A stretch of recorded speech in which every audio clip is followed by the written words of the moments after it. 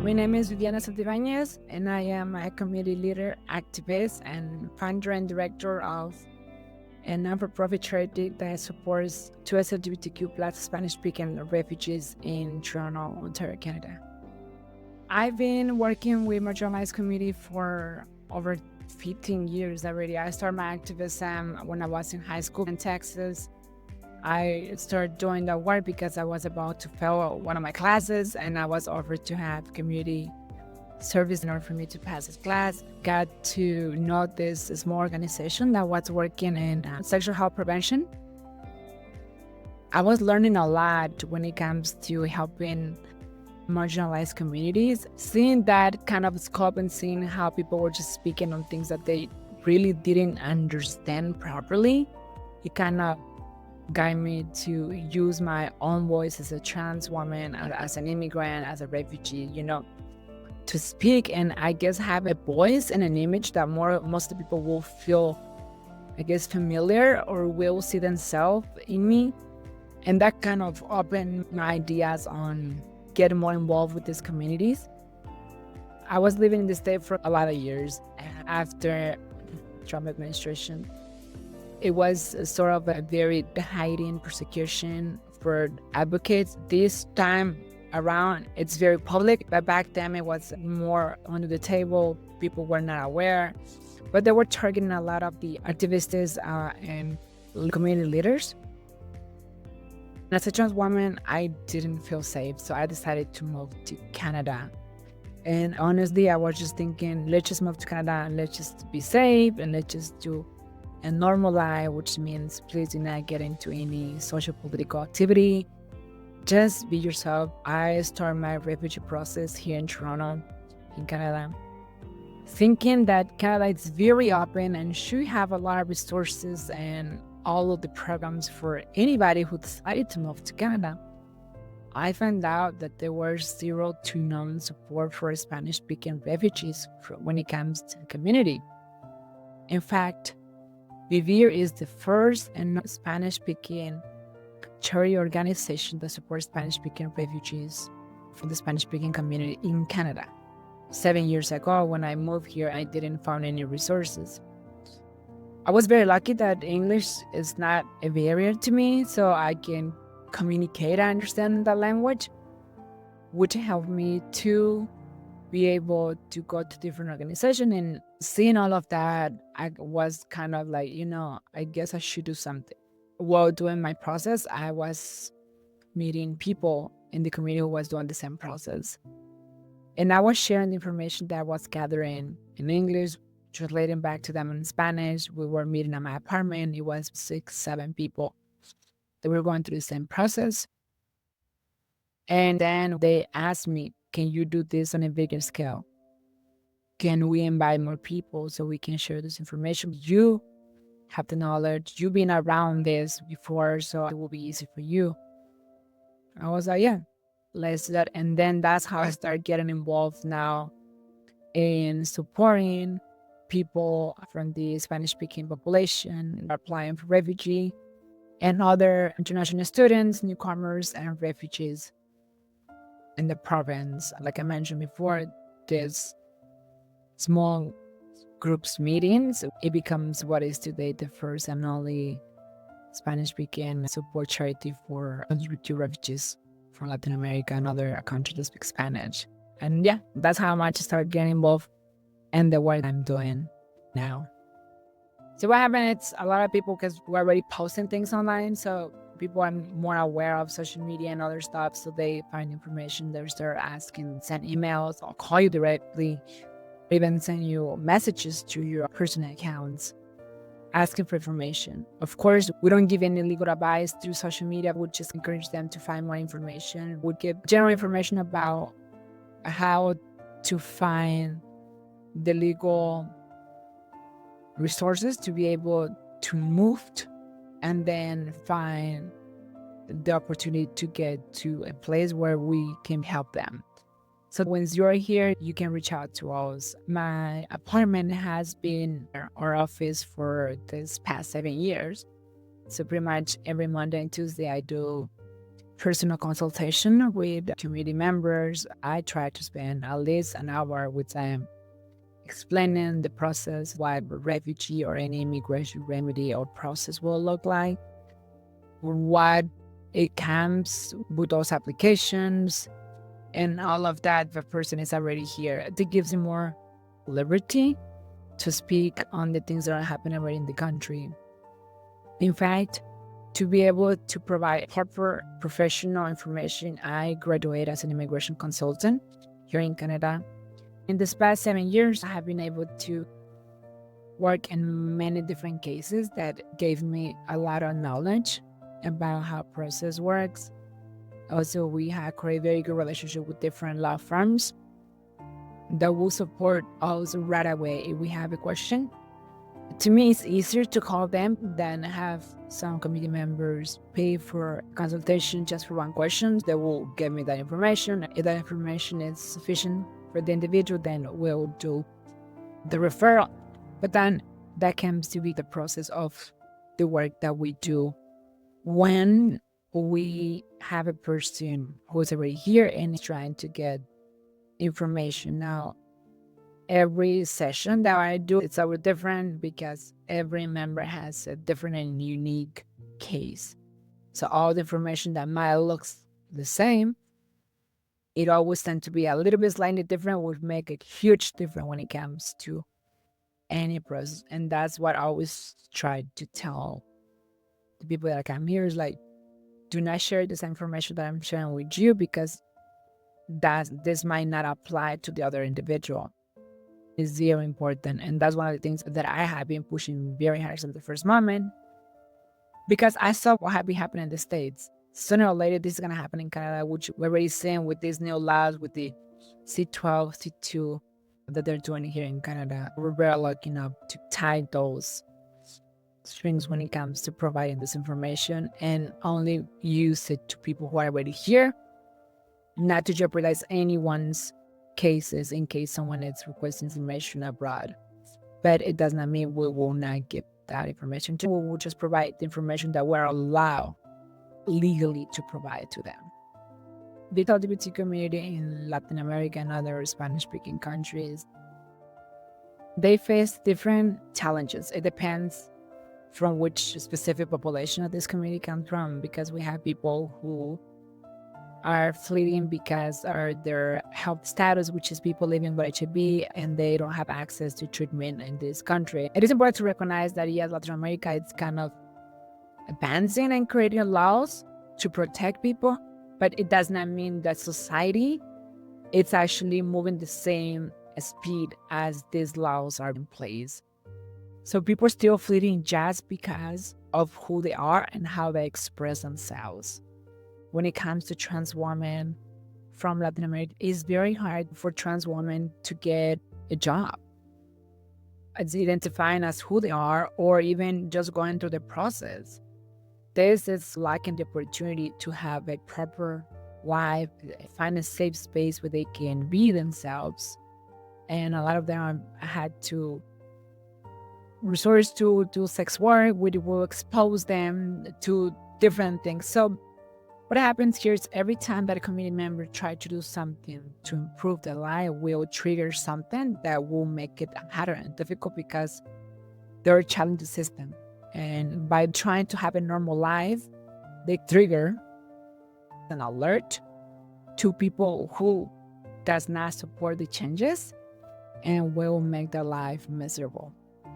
So the only resource for these individuals is to flee their country, leaving their families, jobs, studies, anything and everything behind, and they have to start from zero, from scratch. We have lawyers, doctors, dentists who were professionals back home, but they have their own business. They had to move to different countries to do cleaning. Now, if you ask me for a specific thing that community members are facing in this country, which led them to immigrate, to find a safe haven, stigma and discrimination. That is the biggest thing. And although a lot of countries does not recognize child discrimination as a factor to apply for refugee. It is the biggest thing that will trigger so many things in people's life that push them to leave everything behind to find that place. One of the things that you will still find here in Canada is bureaucracy. When I first was going to these places to ask for information, a lot of these organizations, they just saw me as just another refugee. It was just another newcomer, and they were just seeing me as, you know what, it's just another one of them. But I had a history back in the States. I remember going to this big organization asking for support because it is the biggest organization that is here in the city, and it's supposed to be supporting everyone. Is supposed to have another resource because it's the one who has the most money from the city, from the province, from the federal. So you're thinking, they actually have a staff who speak my language. They should have things to help me. And they were not able to offer me a specific help, a specific support. I remember going to this organization to ask for an appointment. They didn't have any appointment available for a month. You're talking about a newcomer who just immigrated here. They didn't bother to ask if I was homeless, I need something to eat, even though they have services and programs available. Going back to me asking for help in the States, I got a person who's like, I know someone who knows someone who works there. Let me give them a call. Next thing I know, after I was told that they didn't have any appointment available for me, I got an appointment for next day, which instead of making me happy, actually made me furious because I was like, so if I didn't know anyone, I had to wait a month, but because I knew someone, now you have an opening for tomorrow. And it just happened to be tomorrow. It actually led me to work with an organization that creates civil and different social events for the Spanish-speaking community. And I request support from this organization, which is this Canadian Spanish Council, praying alongside with all the countries of Latin America. It was a small event. Some members, the Spanish community pushed back and they said, we don't want packets praying with us. And the only thing that I was trying to do is create visibility, have more inclusion. I was very lucky that the director was like, you know what? They're going to bring a hell of me, but I'm going to do what's right. And what's right, you have to be there. That was 7 years ago. And now we are one of the more popular groups that parade every year. Now people are more welcoming of us. They are being more open about seeing us because they're seeing us not just as another LGBTQ community group, but as Latinos, Hispanics, showing their love for the culture, for the history. And that's the only thing that we want to do, but we want to do it as who we are. Being proud, not just being members of the community, but being Latinos, being Hispanic, being able to dance salsa, cumbia, show that we still love where we come from. Just having that opportunity, because it's very important for us not to forget where you come from, so you can create this thing to make sure that everything you build for your future, it is based on, of who you are, right? Not adopting things that might well affect you in the future. And this is very general, small examples of the community. Vivir, right now, it is a non-for-profit charity organization. Like I mentioned, we started with a very small group of people. It was more of a support group. In fact, the 7 members who were part of that support group this year are becoming citizen of Canada. So next year, all of those members will be able to vote in Canada. How this works, I was collecting information, bringing back to them, sharing that information. They were bringing people for me to be given that information, which led us to have monthly meetings. What started with 7 to 8 members of that support groups become what's now every monthly meeting that we have at least 70 people come in at one of our workshops. They're just not newcomers. They're not just refugees, but there are people who have been in the country who never found a place where they could feel that they were belong, or a place where they could be open about who they are, being Latinos, being Hispanic. They had to go other places first to screen the needs of the community members. We have a very open conversation about pretty much everything they want to share in order for me to be able to properly support them in their specific needs.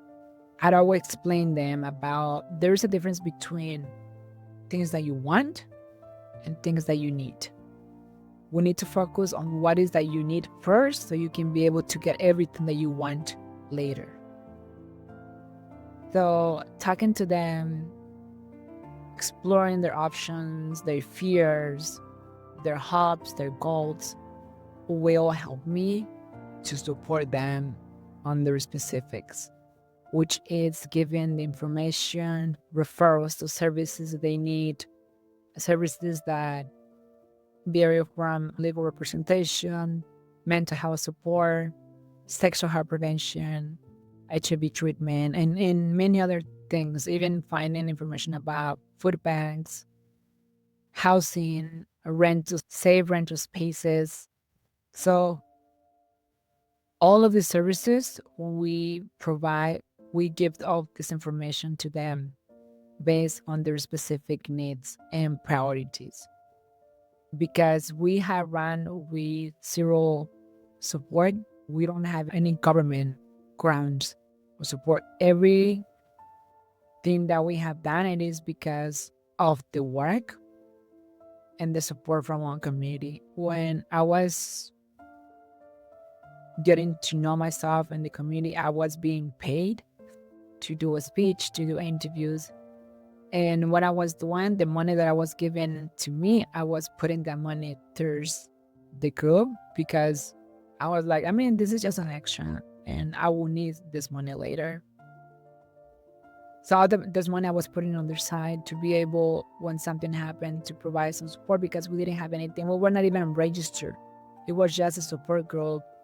It was just me who were just building a persona, and I was working and I was already registered in serving different charities, serving different communities, which was helping me to even write letters of support for these community members because nothing was kind of, I guess, properly structured. And plus I was a refugee applicant myself. So it was not like I had a proper this legal status will allow me to do all this, right?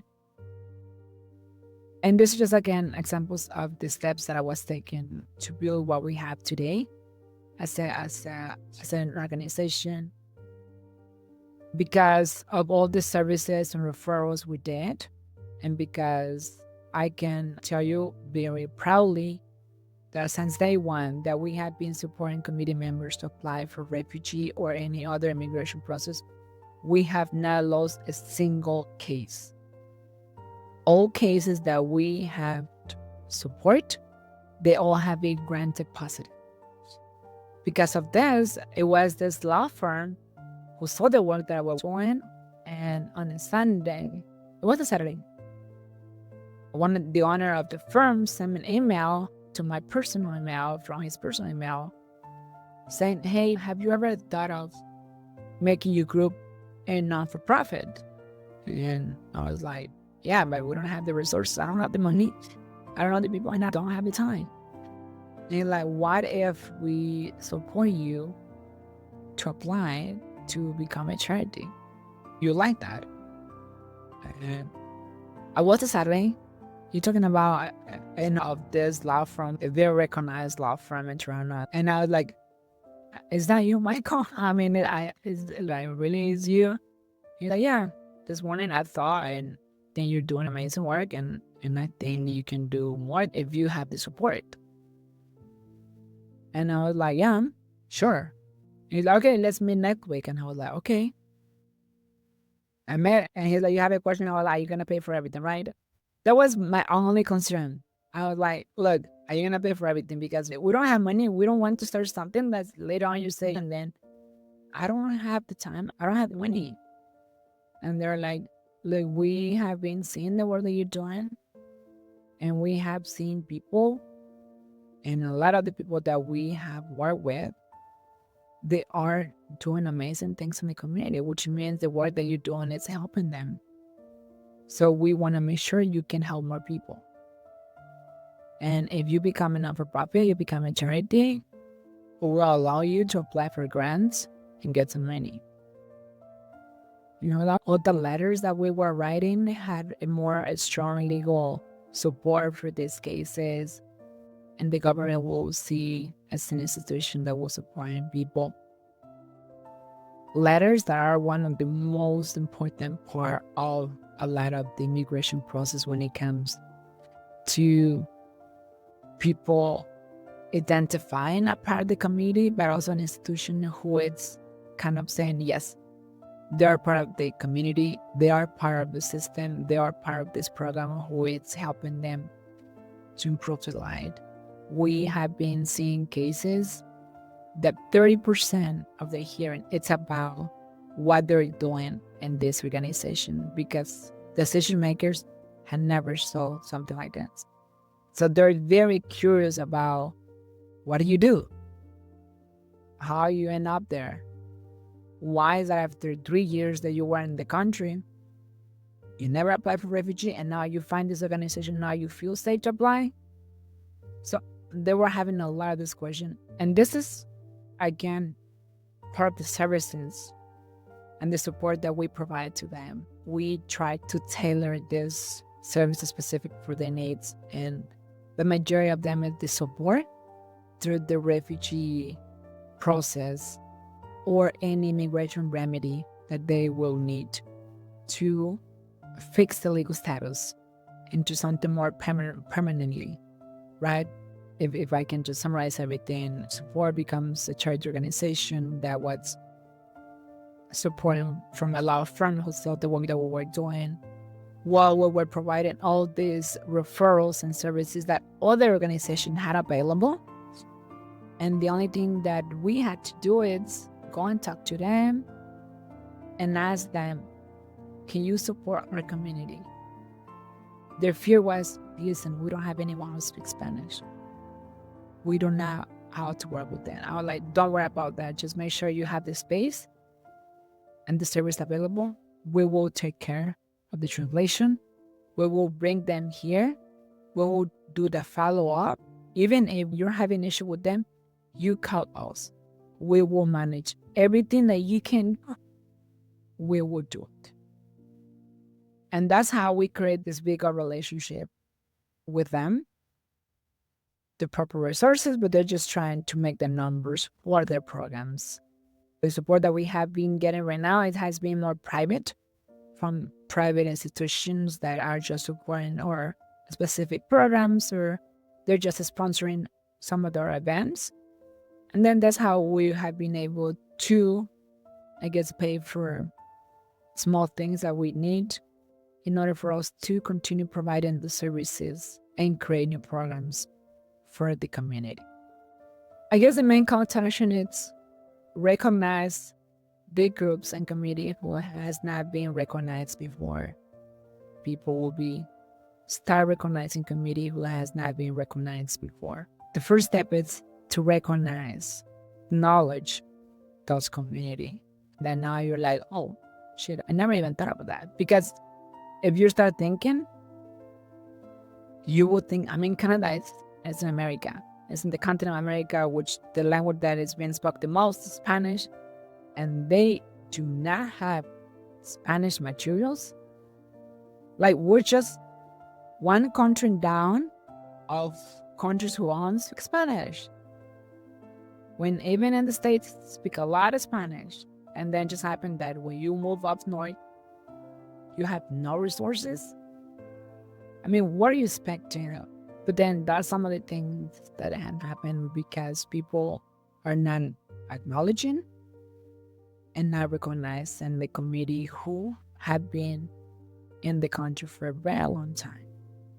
The call to action will be, again, recognize community that that have not been recognized before, The only thing for you to know is when you start seeing more services and programs directly to them, is when you will find out they're being recognized. So that will be the first call to action. And then that will kind of trigger, hopefully, a domino effect of helping and supporting this community, because organizations like mine, that's what they need.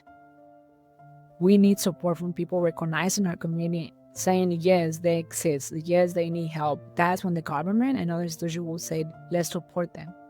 But it takes people who has privilege, who has power, to acknowledge our community.